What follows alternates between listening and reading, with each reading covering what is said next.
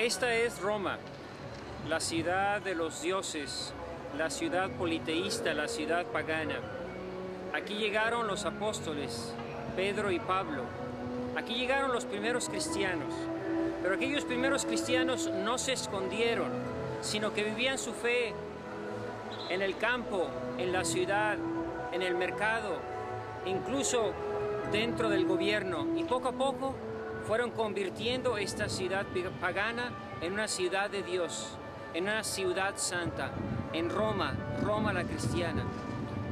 Se ha convertido en la capital del mundo cristiano, porque aquí los cristianos fueron los que nos enseñaron cómo se vive la fe a fondo y cómo se puede transformar el mundo a través de esa fe que se derrama en la caridad y en el servicio a los demás. Porque aquí confluyen todos los caminos, todas las naciones, todos los pueblos para vivir una sola fe.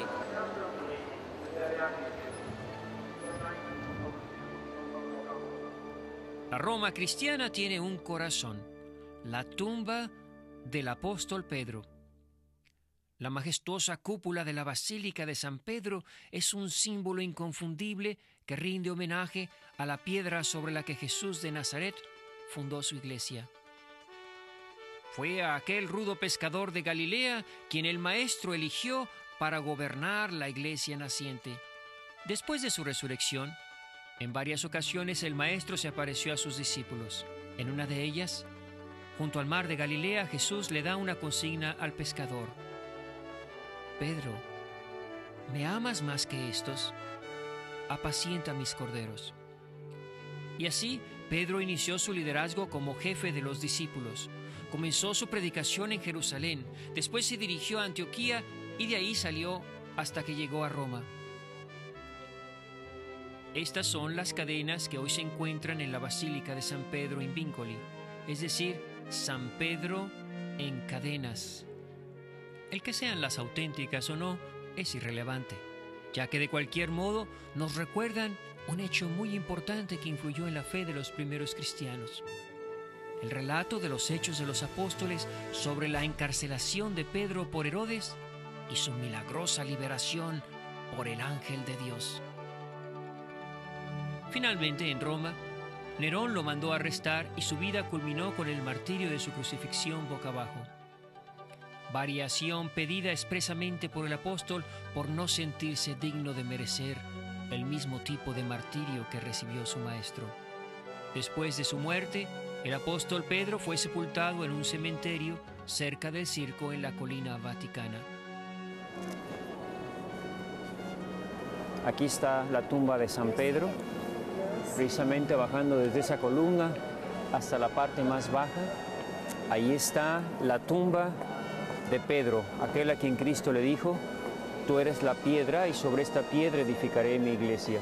No fue sino hasta el siglo XX que se confirmó lo que la tradición apostólica desde siempre enseñó. En las excavaciones debajo de la basílica, entre las muchas tumbas paganas, se encontró una marcada que decía Hic est Petrus. Aquí está Pedro. Y en este cofre se guardan los restos de nuestro primer papa.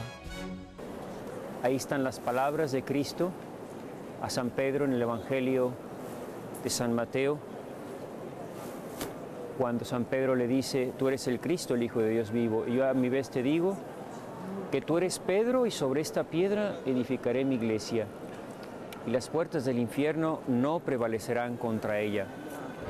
A ti te daré las llaves del reino, y lo que atares sobre la tierra quedará atado en el cielo, y lo que desatares en la tierra quedará desatado en el cielo.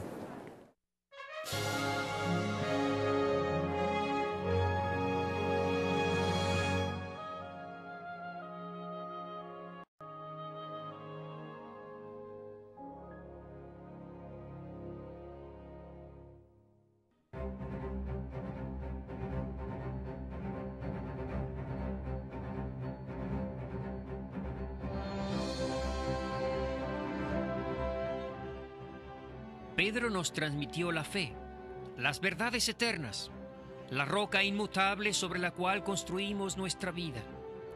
Una fe que se tiene que proclamar desde los tejados. Indudablemente, su propagador más celoso de todos los tiempos fue el apóstol Pablo, generalmente representado con una espada porque, antes de haber conocido al Dios único, fue un violento perseguidor de los cristianos. Ese mismo temperamento apasionado lo puso después al servicio del Evangelio y le llevó a recorrer casi todo el Imperio Romano difundiendo la doctrina del Nazareno.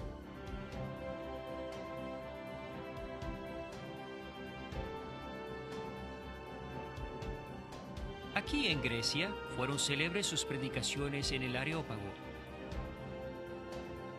Hoy en día este monumento conmemora la ardiente labor de la evangelización que Pablo, el apóstol de los gentiles, hizo con los corintios.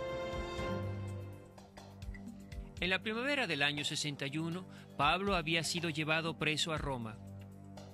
El libro de los Hechos de los Apóstoles nos atestigua que se le concedió vivir bajo custodia vigilada por un soldado romano, pudiendo recibir toda clase de visitas.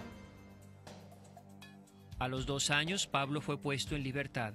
Siguiendo su plan de predicación, se cree que Pablo estuvo en la península celtíbera, hoy conocida como España, y de ahí salió a confirmar en la fe a sus hermanos de Macedonia, Filipos y Tesalónica. Finalmente, según otra tradición, estuvo en Creta, donde dejó como obispo a su discípulo preferido, Tito. Hacia el fin de la persecución de Nerón, el año 67, Pablo fue decapitado en la Vía Ostiense. Ahí mismo, en la llanura entre la Vía Ostiense y el río Tíber, fue sepultado. Y más tarde, según la costumbre, se levantó una basílica que precedió a esta, la actual Basílica de San Pablo Extramuros, que conmemora estos acontecimientos. El hombre de carácter fuerte y de la espada amenazadora también fue, como Pedro, transformado por Cristo. Por amor a Él, por su fe en Él, dejó que la espada le cortara la cabeza. Así puso el cimiento apostólico que debería florecer en otros muchos mártires, pastores y papas que continuarían esa cadena ininterrumpida de más de 2000 años de una iglesia santa, católica y apostólica.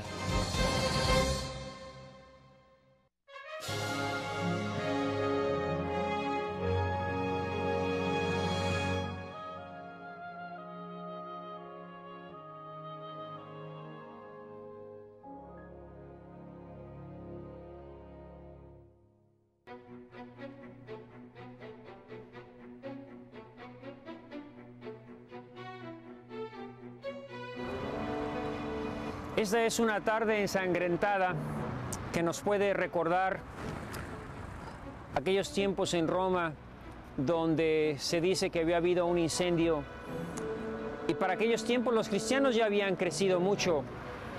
Sin embargo, no eran bien aceptados por la sociedad y fue Nerón el que acusó a los romanos cristianos, a los cristianos que vivían en Roma, los acusó de haber incendiado a Roma. Nos podemos imaginar un cielo así, con aquellas antorchas humanas que brillaban en medio de la oscuridad.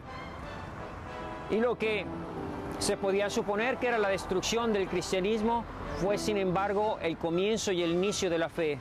Porque, como ya decía Tertuliano, la sangre de los mártires es semilla de nuevos cristianos.